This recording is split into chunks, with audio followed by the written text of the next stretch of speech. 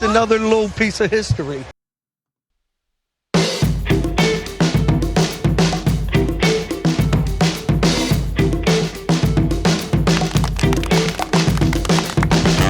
Yes, guys. Thank you for listening to the Bridge to Buctober podcast, where we talk all about the Pittsburgh Pirates and that.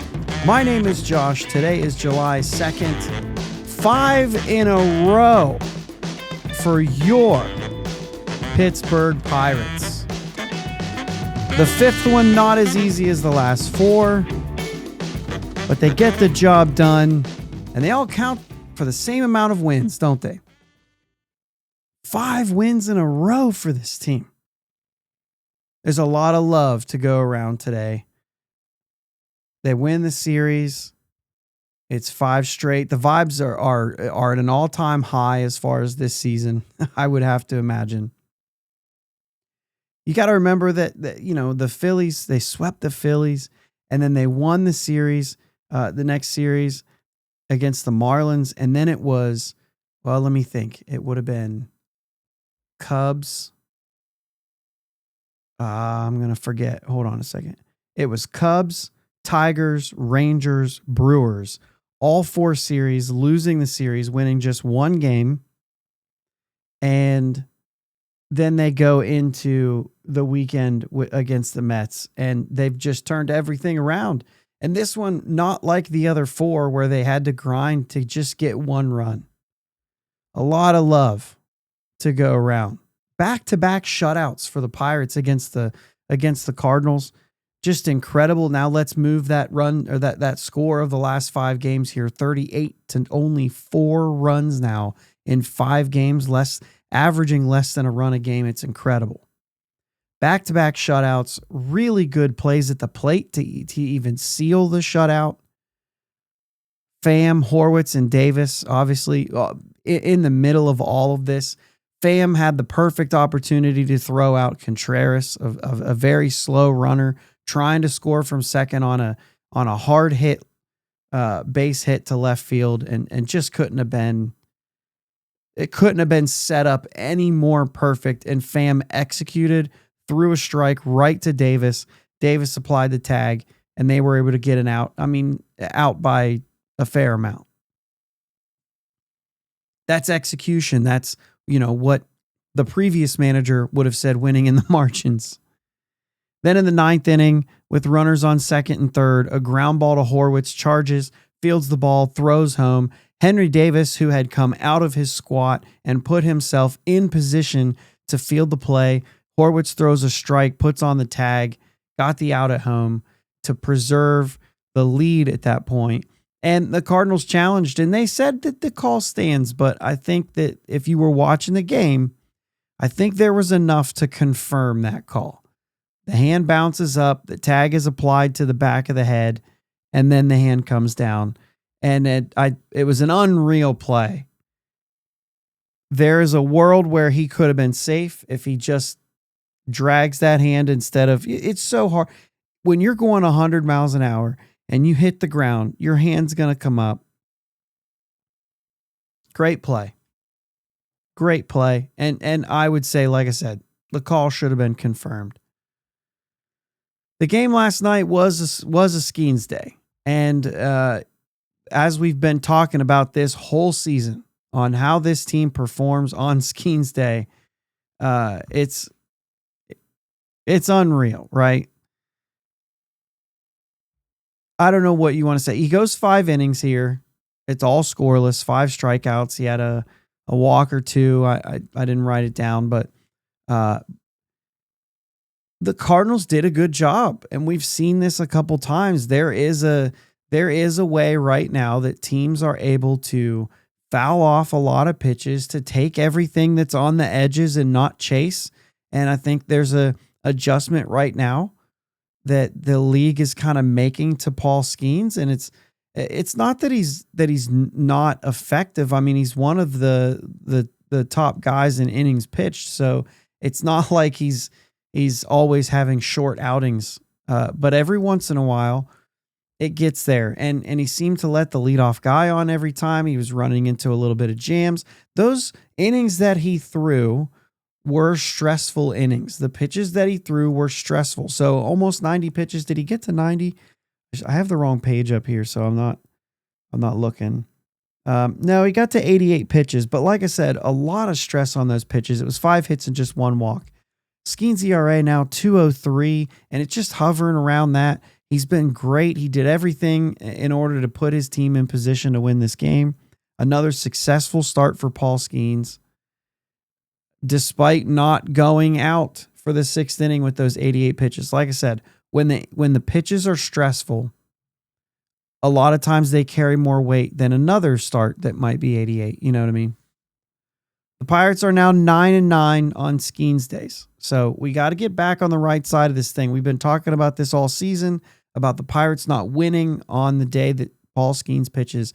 9-9 is not good enough for a guy with a 2.03 ERA. However, it was a lot worse, and they've been doing a lot better on Skenesdays lately. And this is just another one of those examples of the Pirates being able to get a win, and for Skenes to be critical in the effort by holding the Cardinals scoreless here. Another great outing for him.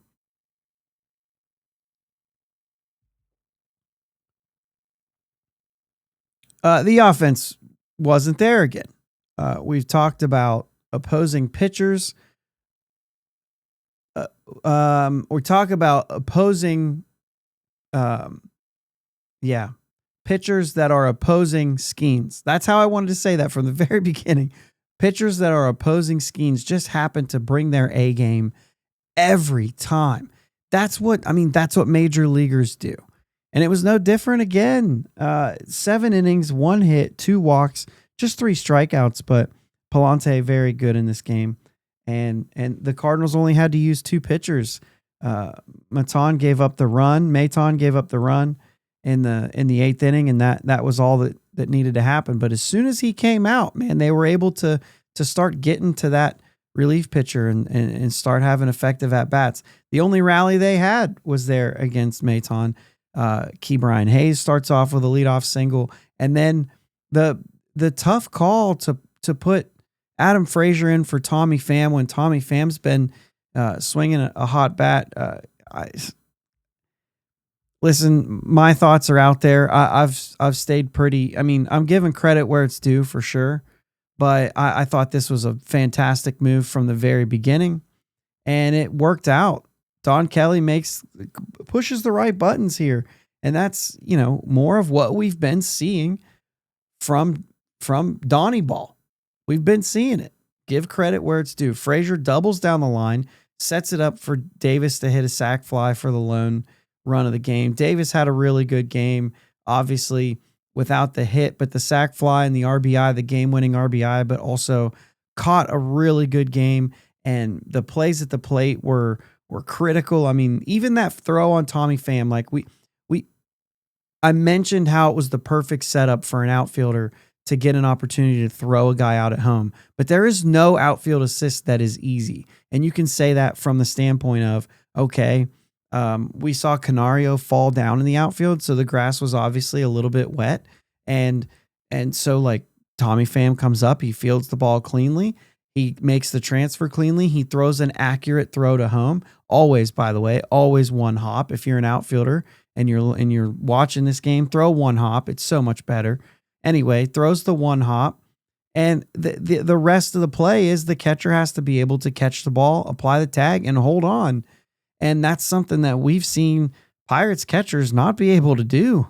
It's Ben Davis before in the past. Joey Bart several times is just not able to receive a throw from the outfield and make a tag out. And that just seems like it's easy. It's not. And this was one of the more easy ones on the fan play. The point is that Henry Davis did a good job of being in position, not blocking the plate, all the things that he has to consider, on top of managing a really stressful game behind the dish with the pitchers who continued to put themselves into jams and get out of it. I mean, they held the Cardinals 1 for 13 with runners in scoring position. The Pirates themselves didn't have a whole lot of runners on, 1 for 4 with runners in scoring position, which is about where it probably is a lot of times. And the run that they got, right, came from a sac fly, which doesn't count in the 1-for-4. So the offense wasn't there, but they did just enough. And you hope that they can still continue what happened over the weekend, but they've got Sonny Gray today in an afternoon game. So it's hard to tell, but we'll see what they do. The bullpen, though, was nails again. Like I said, kudos all the way across. By the way, Andrew McCutchen, the only guy to get on base, really. To the both walks and the hit were all Kutch against Palante. So you have one guy that was there, kind of. We've seen Kutch play that role. And you know what? I'll say O'Neal Cruz too. O'Neal Cruz was kind of taken. He had kind of an at bat taken away from him on a ground out on an awful strike call. Just a terrible strike call. Not even close to a strike. Was never a strike. Tried to come back and it still missed by, 6 inches off the plate. It was an absolutely terrible call. And it was for strike 2. And it ended up changing the at bat to O'Neal Cruz. But also he had the line out to right field. 119.4 off the bat. The expected batting average on that swing was .850. So 0 for 3 day for O'Neal Cruz, but no strikeouts. And really, he hit the ball hard when he did hit it, and he had one at bat kind of taken away from him. So giving him a little bit of pass there. I know that's a huge topic right now on the fact that we really need that guy to get moving. Now let's go to the bullpen and just continue the kudos. I talked about Caleb Ferguson being lights out. We've talked about him in the past. 2 innings in this one to relieve Skenes and just continues. His ERA is now down to 2.61. He gave up 1 hit here, 2 strikeouts, an incredible outing for Caleb Ferguson, and once again continues to be that lone lefty. We had 4 lefties to start the season. He's the last one there, and he has just been so good as that lone lefty. Now we've gotten him help with Cabrera coming in, but Caleb Ferguson continues to be dominant. And, we're into the trade season, and Jake and I started talking trades. We started talking trades on Sunday. And this guy's on the list, right? This is one of the guys that we're going to be talking about because there's going to be people calling about a guy like Caleb Ferguson. He's a free agent after the end of the year. He's on that list. And when we failed to mention him last week, we did.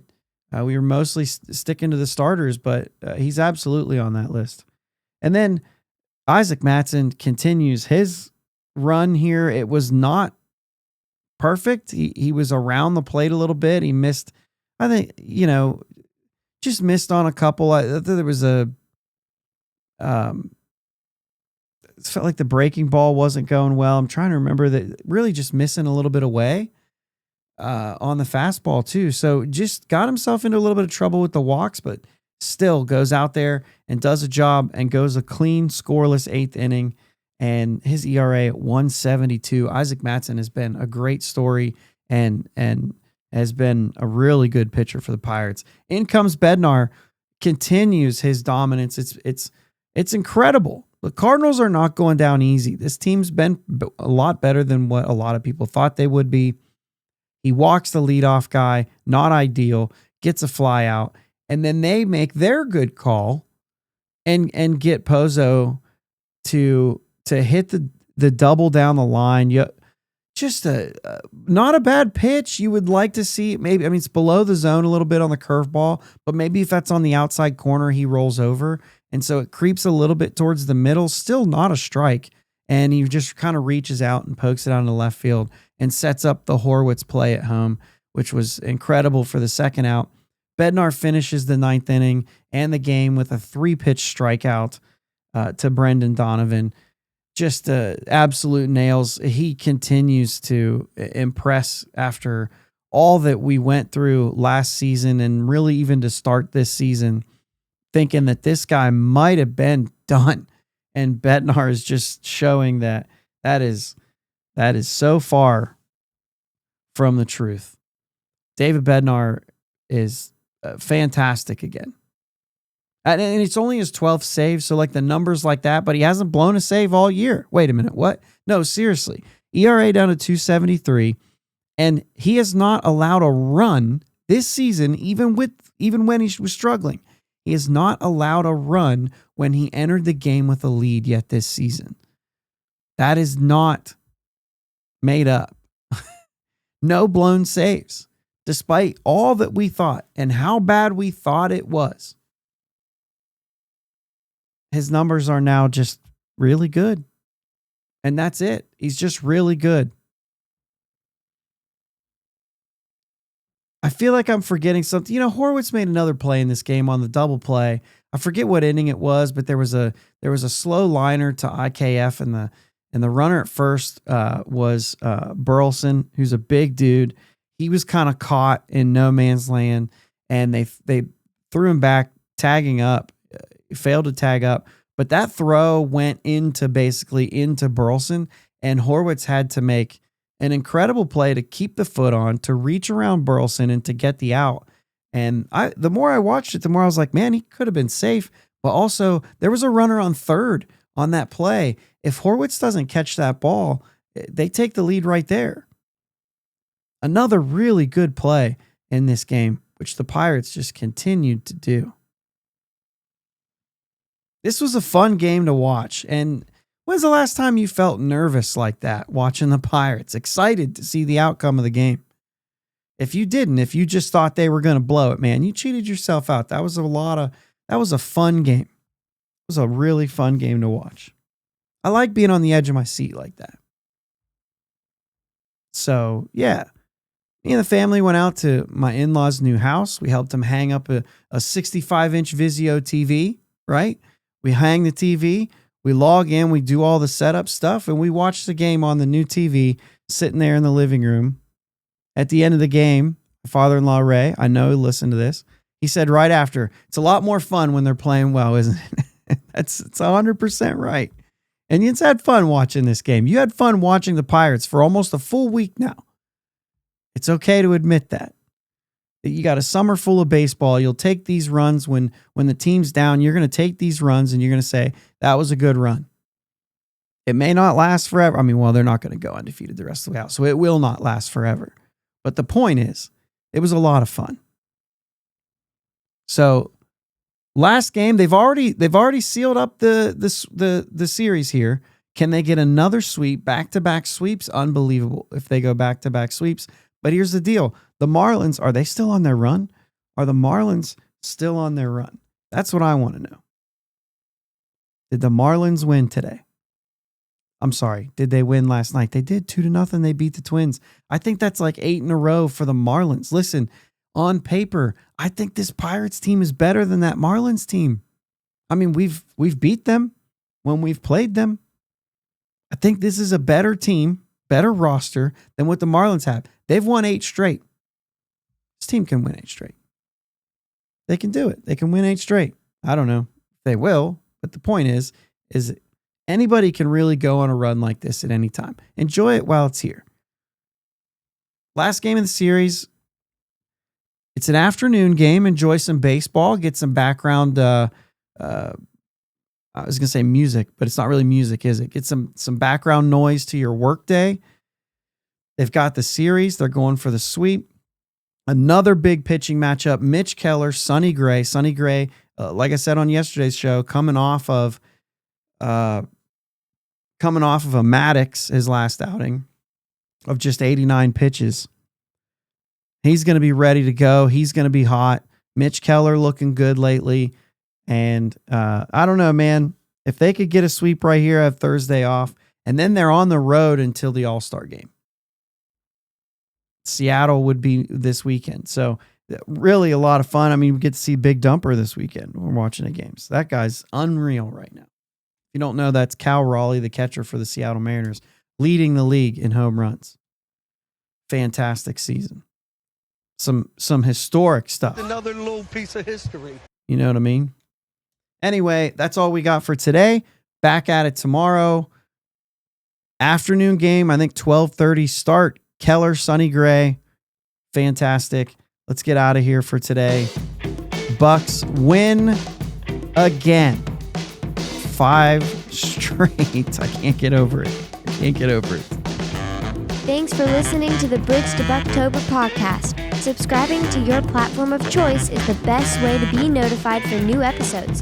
And now, new episodes every weekday. Remember, live shows with my dad and Uncle Jake are Sundays at 9 p.m. Subscribe to the YouTube channel and join them in the live chat every Sunday. Follow them on Twitter, Facebook, and Instagram at Bridge2 Buctober. Clear the deck, cannonball coming, and let's go Bucs!